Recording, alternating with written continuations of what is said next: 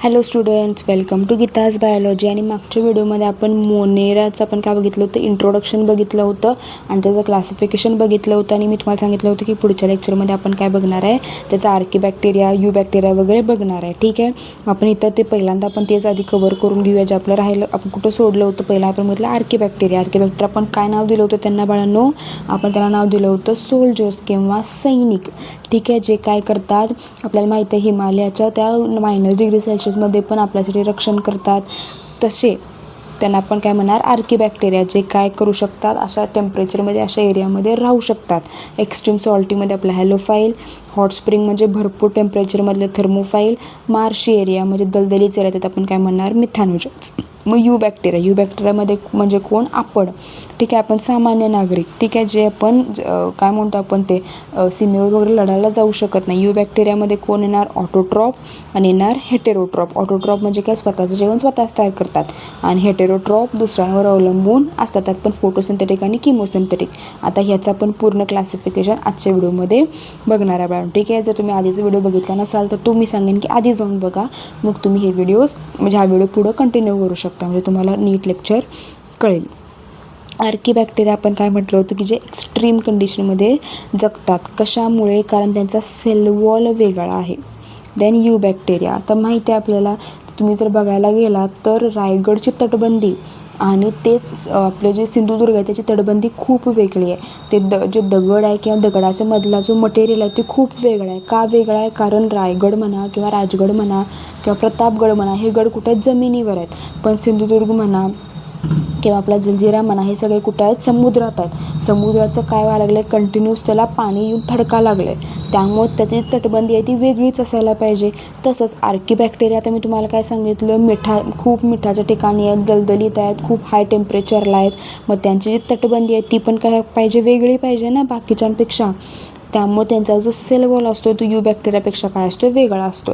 तुम्ही इतकंच लक्षात ठेवा की ते एक्स्ट्रीम कंडिशन्सला आहेत म्हणून त्याची तटबंदी काय आहे? वेगळी आहे आमच्यापेक्षा.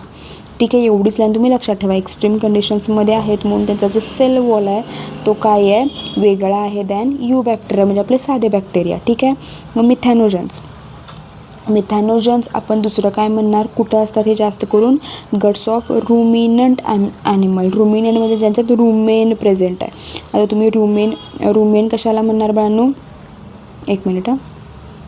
ठीक आहे, तुम्ही रुमेन कशाला म्हणणार बाळांनो? रुमेन म्हणजे आपण म्हणतो ना गाई, म्हशी, ज्यांच्यामध्ये रुमेन नावाचं एक ऑर्गन असतं, त्या ॲनिमल्सला आपण काय म्हणतो? रुमिनंट ॲनिमल्स म्हणतो. कोण कोण येणार याच्यात? काऊ आणि बफेलो. त्यांच्यामध्ये कोण असतात? ते मिथॅनोजन्स असतात. आणि काय करतात? ते मिथेन तयार करतात.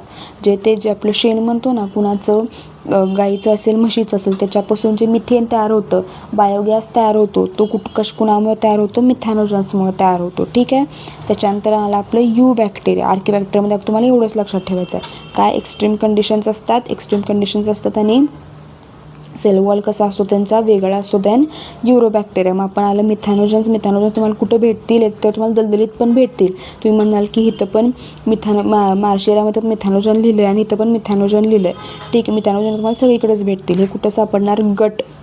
ठीक आहे, आपण गट असतं, गट ऑफ रुमिनंट. रुमिनंट म्हणजे काय? ज्यांच्यात रुमेन प्रेझेंट आहे अशा ॲनिमल्स. कोण? काऊ आणि बफेलो.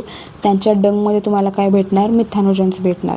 मग आले आपले यू बॅक्टेरिया म्हणजे कोण? आपले ट्रू बॅक्टेरिया म्हणजे ज्याचा आपण स्टडी करतो असे, जे काय त्यांचा सेल वॉल काय आहे? रिजिड आहे, म्हणजे सेल वॉल घट्ट आहे. फ्लॅजिला आहे आणि जे मोटाईल आहे, तर फ्लॅजिला म्हटलं मोटाईल असणारच. त्यातला पहिला आपण बघितला होता ऑटोट्रॉप. सांगितलं होतं बघा तुम्हाला मी, यू बॅक्टेरिया. आणि त्यातला पहिला आपला काय होता? ऑटोट्रॉप. ठीक आहे, ऑटोट्रॉप तुम्ही कुणाला म्हणणार? जे स्वतःचं जेवण स्वतःच तयार करतात. मग पण डिपेंड करतं ना, स्वतःचं जेवण स्वतःच तयार करतात म्हणजे काय? आपण काय म्हणू शकतो? फोटोसिंथेटिक आणि किमोसिंथेटिक. फोटोसिंथेटिक म्हणजे आपण असं म्हणू शकतो की जे ऑर्गॅनिक जेवण जेवतात. ऑर्गॅनिक जेवण जेवतात म्हणजे काय? एक असतात बघा ज्यांचं सगळं तयार असतं. तुम्ही आता असं म्हणू शकता की कुठली ती कंपनी, त्यांचं कंपनीचं नाव आठवेना मला बघा, हल्दीराम. हल्दीरामची पाणीपुरी तुम्ही बघितलं असणार. आता तुम्ही घरात पाणीपुरी तयार करताय, तुम्ही सगळं काय करायला लागलाय? स्क्रॅचपासून तयार करायला लागलाय. तुम्ही कोण? फोटोसिंथेटिक. पण तेच जे आपले भारताच्या बाहेर राहतात, ज्यांना पाणीपुरी खायला मिळत नाही, ते काय करतात, ते हल्दीरामचं पॅकेट घेऊन येतात, ज्याच्यात ते पाणीपुरी असतात, त्याचं सगळं असतं बघा. ते फक्त काय करायचं, मिक्स करायचं, ॲड करायचं आणि खायचं. ते कशात येणार, किमोसिंथेटिकमध्ये येणार. जे सगळं स्क्रॅचपासून करतात ते कोण असतात, फोटोसिंथेटिक. जे सगळे नैसर्गिक गोष्टी वापरतात ते कुठे येणार, फोटोसिंथेटिकमध्ये. आणि जे काय करतात, केमिकलचा यूज करतात. आता त्या पाणीपुरीमध्ये वगैरे सगळं केमिकलच असणार आहे ना, जे हल्दीरामच्या आहेत, आणि प्रिझर्व वगैरे करायला त्याने केमिकल वापरलं असणार आहे. केमिकलचा जो वापर करतात ते कोण असणार आहेत, किमोसिंथेटिक ऑटोट्रॉप. जे बाहेर देशाच्या बाहेर आहेत आणि जे देशाच्या बाहेर पाणीपुरी खातात ते करून, मग ते पण स्वतःच करून खायला लागले. तुम्ही म्हणाल की मग ते ऑटोट्रॉप कसे आले, स्वतःच तयार करायला लागलेत ना. ते तयार करायला कोण आलेला नाही आहे, इथला आपला भैया जात नाही तिथं त्यांना तयार करून द्यायला. ते स्वतःच तयार करतात. फक्त जे मटेरियल आहे ते कसं आहे, ताजं नाही आहे, प्रिझर्व करून ठेवलं, त्याच्यात भरपूर केमिकल्स आहेत. मग आपण काय म्हणणार, किमोसिंथेटिक. ठीक आहे. इथं फोटोसिंथेटिक म्हणजे आपण काय करायला लागलो आहे, आपण नैसर्गिक गोष्टींचा वापर करून आपण तयार करायला. त्यातलं पहिलं फोटोसिंथेटिक ऑटोट्रॉप, हे काय करायला लागलेत, नैसर्गिक गोष्टींचा वापर करून स्वतःसाठी जेवण तयार करायला.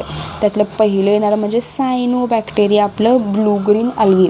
त्यालाच आपण काय म्हणतो, ब्लू ग्रीन अल्गी. त्याला दुसरं नाव काय आहे, सायनोबॅक्टेरिया आहे. आता ह्यांच्यातलं जे क्लोरोफिल ए आहे ते सिमिलर म्हणजे एकसारखं कुणासाठी आहे, ग्रीन प्लांटसाठी.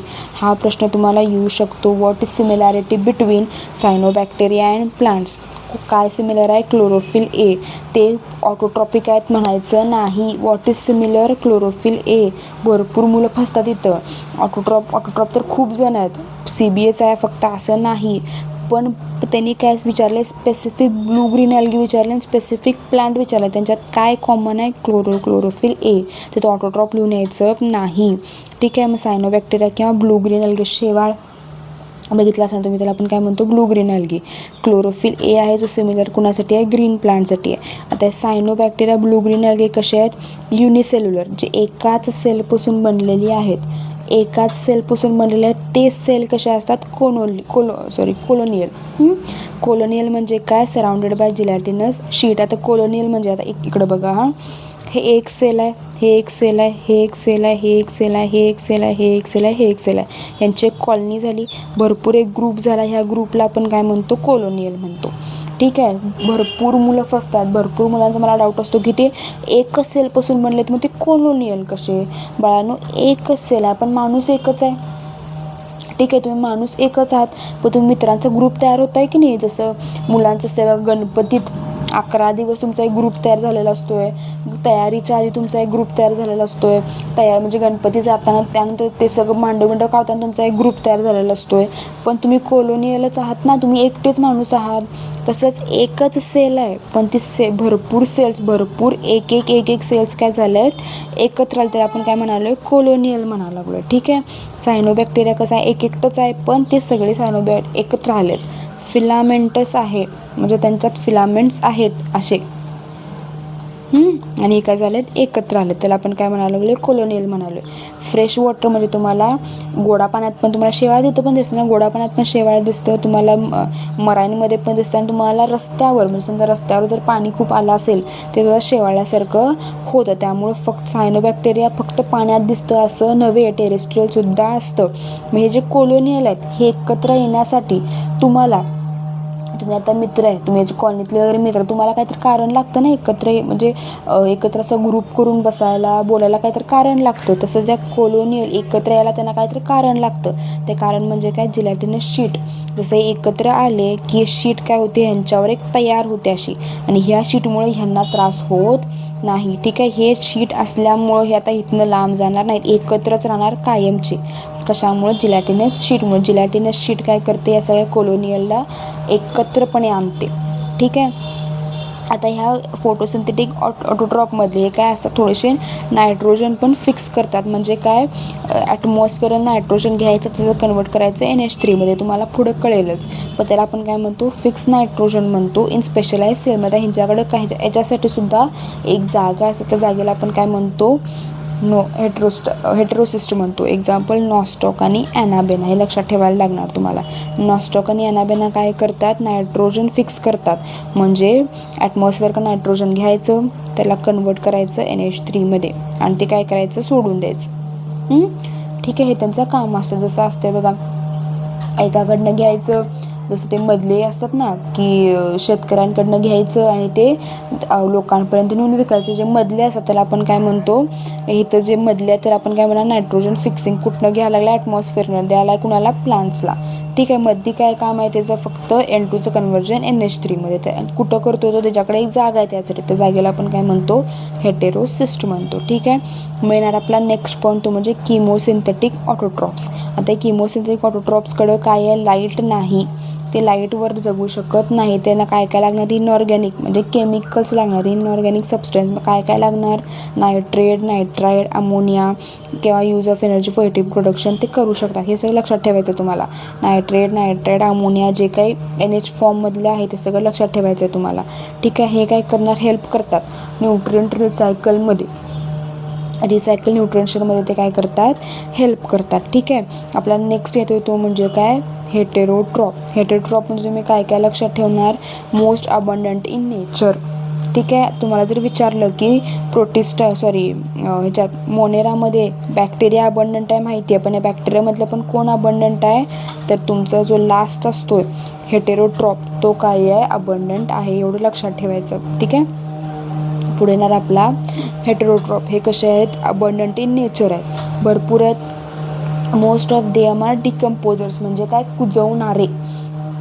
तुम्हाला माहिती आहे आपलं ते कुजवत तुम्ही समजा एकच मिनिट हां, तुम्ही आता समजा खाऊन काय केळ खाल्लं त्याने केळाची साल टाकली, तशीच टाकून ठेवली खूप दिवस, हळूहळू ती काळी होते आणि कुजायला चालू होते. त्याची जी कुजण्याची प्रोसेस आहे ती कुणामुळे कुजते, या हेटेरोट्रॉपमुळे कुजते. म्हणजे जास्तीत जास्त काय असतात, डिकम्पोजर्स असतात. त्याला जो वास सुटतो कुजल्यावर तो कुणामुळे सुटतो, त्या बॅक्टेरियामुळे सुटतो, त्या हेटेरोट्रॉपमुळे सुटतोय. आता ह्यांना काय आहेत, युजफुल आणि हार्मफुल दोन्ही इफेक्ट्स आहेत. ठीक आहे, युजफुल आणि हार्मफुल इफेक्ट दोन्ही आहेत कुणामुळं, ह्युमन्सवर. आपल्याला युजफुल आपल्याला काय कशात हेल्प करतात, हेटेरोट्रॉप. आपलं जे काय दही तयार होते, जे काय दही मम्मी तयार करते ते कोण हेल्प करते, हेटेरोट्रॉप हेल्प करते. प्रोडक्शन ऑफ अँटीबायोटिक्स, जे काय तुम्ही अँटीबायोटिक खाताय, ताप आला, सर्दी आली, खोकला आला की जे अँटीबायोटिक खाताय ते कोण तयार करून द्यायला लागले तुम्हाला, बॅक्टेरियाज तयार करून द्यायला. बॅक्टेरियाला मारायला बॅक्टेरियाज तुम्ही काय करताय, वापरताय. फिक्सिंग नायट्रोजन इन लेग्युमिनट्स रूट्स सांगितलं तसंच. जे लेग्युमिनट्स रूट्स म्हणजे ज्यांच्यामध्ये भुईमुगाच्या शेंगा तुम्ही बघितलं असाल, खाली असे गोल गोल गोल गोल गोल गोल हे असं बघा त्याच्या मुलांना, त्याला आपण काय म्हणतो, लेग्युमिन म्हणतो. जिथं नायट्रोजन फिक्सेशन होतं आहे म्हणजे तो काय करतो आहे, N2चं कन्व्हर्जन NH3मध्ये करतो आहे. ठीक आहे, आता हे चांगलेच नसतात सगळ्यांमध्ये चांगले पण हे असतात आणि वाईट पण गोष्टी असतात. ते चांगल्या गोष्टी आपण शिकलो, आता वाईट गोष्टी पण शिकायला पाहिजेत. वाईट गोष्टी काय आहेत, त्यांच्यामुळे आपल्याला काय होतं, कोलेरा होतं, टायफॉईड, टिटॅनस, सिट्रस कॅन्सर कोणामध्ये होते, प्लांट्समध्ये होते. हे सगळे डिजीज होतात बॅक्टेरियामुळे. म्हणजे जे काय आपल्याला ताप, सर्दी, खोकला, टायफॉईड हे सगळं होतं ते कुणामुळे होतं, बॅक्टेरियामुळे होतं. तुम्हाला एवढं याच्यात हेटेरोट्रॉप वगैरे कळालं. आपण काय बघितलं आधी, आर्किबॅक्टेरिया बघितला. आर्किबॅक्टेरियामध्ये आपण काय सांगितलं की त्यांचा सेल वॉल हे काय आहेत, एक्स्ट्रीम कंडिशनमध्ये जगतात जिथे बाकी कोणी जगत नाही. कशामुळे, कारण त्यांचा सेल वॉल कसा आहे, स्ट्रक्चर वेगळा आहे. त्यात आपण बघितलं मिथॅनोजेन्स, ते कुठं असतात, रुमिनंट ॲनिमलमध्ये असतात, एक्झाम्पल काऊ, बफेलो. आणि परत ते काय करतात, मिथेन तयार करतात, कुठं, डंग ऑफ ॲनिमल्समध्ये. त्यानंतर यू बॅक्टेरिया आपण बघितलं. यू बॅक्टेरिया म्हणजे काय, ट्रू बॅक्टेरिया जे आपल्याला दिसतात, ज्याचा आपण अभ्यास करू शकतो. ते कशा रिजिड आहेत, फ्लॅजेला आहे त्यांच्यात. त्यातलं आपण पहिलं बघितलं ऑटोट्रॉप, जे स्वतःचं जेवण स्वतःच तयार करतात. अगेन आपण बघितलं फोटोसिंथेटिक ऑटोट्रॉप म्हणजे जे काय बीजी शेवाळ, ते त्याच्यामध्ये आणि प्लांटमध्ये काय आपण काय म्हणू शकतो, काय साम्य आहे, क्लोरोफिल ए आहे दोघांमध्ये सुद्धा, जे सगळीकडे सापडत नाही. हे सायनोबॅक्टेरियाचे कॅरेक्टरिस्टिक्स काय आहेत हे तुम्हाला येऊ शकतं. काय, युनिसेल्युलर म्हणजे एकाच सेलपासून बनलेले. कोलोनियल म्हणजे एकत्र आलेले, जसा मुलांचा घोळका असतोय तसा. फिलामेंट आहे, तुम्हाला कुठं सापडतात, तुम्हाला चांगल्या पाण्यात पण सापडतात, खाऱ्या पाण्यात पण सापडतात. आणि टेरेस्ट्रियल म्हणजे तुम्हाला जमिनीवर पण सापडतात. मग ह्यांना कोलोनियल, त्यांना एकत्र ठेवण्याचं काम कोण करते, जिलॅटिनस शीट. मुलांना एकत्र ठेवायचं काम कोण करतंय, गणपतीचं प्रिपरेशन. ते आपण म्हणू शकतो 19 फेब्रुवारीचं प्रिपरेशन, 6 जूनचं प्रिपरेशन सांगायला लागत नाही. तेव्हा मुलं सगळे एकत्रित येतात, त्याला आपण काय म्हणतो, त्यांचा त्या सगळे काहीतरी इव्हेंट असतं. हे ते इव्हेंट कुठला आहे, जेलॅटिनस शीट. ठीक आहे. नायट्रोजन फिक्सिंग पण केलं जातं. ते कोण करतं, नॉस्टॉक आणि ॲनाबेनाईन. लक्षात ठेवावं लागेल तुम्हाला. मग आपलं केमोसिंथेटिक, ते काय करतात, केमिकलचा वापर करतात, नायट्रेट, नायट्राईड आणि अमोनिया. ठीक आहे. परत ते काय करतात, न्यूट्रियनचं रिसायक्लेशन पण करतात. हेट्रोट्रॉप हे काय आहेत, मोस्ट अबंडंट आहेत. मोस्ट अबंडंट ऑटोट्रॉप नाहीत. ते जास्त करून काय आहे, डिकम्पोजर्स म्हणजे कुजवायचं काम करतात. आता ह्यांचे आपल्याकडे चांगले म्हणजे चांगला फायदा पण आहे आणि आपल्याला ते त्रास पण देतात. फायदा काय आहे, दही तयार करून देतात, अँटीबायोटिक्स देतात, आपल्याला काय करतात, N2 फिक्सेशन करून देतात. हार्मफुल काय आहे, आपल्याला डिझीज पण घडवून देतात. म्हणजे आपल्याला जे काही डिझीज होतात ते जास्त करून कुणामुळे होतात, बॅक्टेरियामुळे होतात. आता त्यांचं येते रिप्रोडक्शन. ते रिप्रोडक्शन कसं करतात, फिजन करतात. फिजन म्हणजे काय, समजा ही बॅक्टेरिया आहे, मधलं काय होतं, कट होऊन हे इकडं असं, ह्याला आपण काय म्हणतो, फिजन म्हणजे मधली भिंत घालणं. तुम्हाला एका रूमचे 2 रूम करायचे असतील, तुम्ही काय करताय, मध्ये भिंत घालताय. तसं बॅक्टेरियाला पण एकाचे 2 व्हायचे असेल तर ते काय करणार, मध्ये भिंत घालणार. Unfavourable conditions. आता समजा अनफेवरेबल कंडिशन्स म्हणजे काय, जी काय परिस्थिती आहे ती त्यांच्या मनासारखी नाही आहे. ठीक आहे. तुम्हाला पण बघा, परिस्थिती आपल्या मनासारखी असते, मनासारखी नसते. जेव्हा परिस्थिती मनासारखी नसते तेव्हा ते काय तयार करतात, स्पोर्स तयार करतात. जेव्हा स्ट्रेसफुल कंडिशन असतात तेव्हा ते काय करतात, स्पोर्स तयार करतात. लक्षात कसं ठेवणार, स्ट्रेस एस, स्पोर्स एस. कळालं, स्ट्रेस आणि स्पोर्ट्स दोन्ही पण एस आहेत, तुम्ही लक्षात ठेवू शकताय. अनफेवरेबल कंडिशन्स स्पोर्ट्स करणार आणि स्ट्रेस तयार करणार. आता ज्या सेक्शुअल प्रोडक्शन होतं का, तर खूप मुलं हे नाही होत म्हणून लिहून येतात.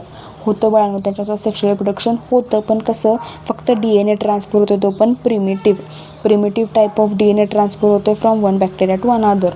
ठीक आहे. पण त्याच्यात सेक्शुअली प्रोडक्शन होत नाही असं नाही, होतं. रिप्रोड्यूस ते कसं करणार, फिजनने करणार. जर परिस्थिती मनासारखी नसेल तर ते स्पोर्ट्स तयार करणार, स्ट्रेसफुल कंडिशनमध्ये स्पोर्ट्स तयार करणार. सेक्शुअली रिप्रोडक्शन ते कसं करणार बाळांनो, प्रिमिटिव्ह टाईप ऑफ DNA ट्रान्सफरने करणार. मग ते आपलं मायकोप्लाझ्मा. मायकोप्लाझ्मामध्ये तुम्ही कसं लक्षात ठेवणार, organism that completely lack cell wall. ह्यांच्यात सेल वॉलच नाही आहे. त्यांच्या ह्याला आपण काय म्हणू शकतो, गळ्याला तटबंदीच नाही आहे, त्यांच्या घराला गेटच नाही आहे, त्यांना आपण काय म्हणणार, मायकोप्लाझ्मा म्हणणार. त्यामुळे ते काय आहेत, स्मॉल आहेत. सगळ्यात स्मॉलेस्ट लिव्हिंग सेल. ह्याचा आन्सर व्हायरस येत नाही. मी खूप मुलांना नीटच्या पेपरमध्ये किंवा आपलं जे मॉक टेस्ट वगैरे होते त्यात बघितलं आहे, काय करून येतात माहिती आहे काय, स्मॉलेस्ट लिव्हिंग सेल व्हायरस असतो, व्हायरसला टिक करून येतात. नाही आहेत. स्मॉलेस्ट लिव्हिंग सेल मायकोप्लाझ्मा येतं, कारण व्हायरस लिव्हिंग नाही. व्हायरस अलिव्हिंगमध्ये धरतो आहे, पण व्हायरसला निर्जीव म्हणतो आहे, कारण त्याला होस्ट लागतो, जिवंत होस्ट लागतो जगायला. त्याच्या बाहेर एन्व्हायरमेंटमध्ये ते जगू शकत नाही. त्यामुळं मायकोप्लाझ्माला आपण लिव्हिंग धरतो आहे, आणि ते सगळ्यात काय आहे, स्मॉलेस्ट आहे. आणि हे काय करते, सर्वाईव्ह विदाऊट ऑक्सिजन. खूप कमी असे जीव आहेत जे ऑक्सिजनशिवाय जगू शकतात. त्यातलं सगळ्यात मोठे एक्झाम्पल म्हणजे मायकोप्लाझ्मा. 2 प्रश्न येऊ शकतात तुम्हाला. Smallest living cell mycoplasma and can survive without O2, परत मायकोप्लाझ्माच. आणि ते काय जास्त करून पॅथोजन आहेत, हे आपल्याला चांगले नाहीत. आपल्याला काय आहेत, ते खूप जास्त त्रास देणारेच आहेत बाळांनो. ठीक आहे. आजच्या व्हिडिओपर्यंत इतकंच असू देत.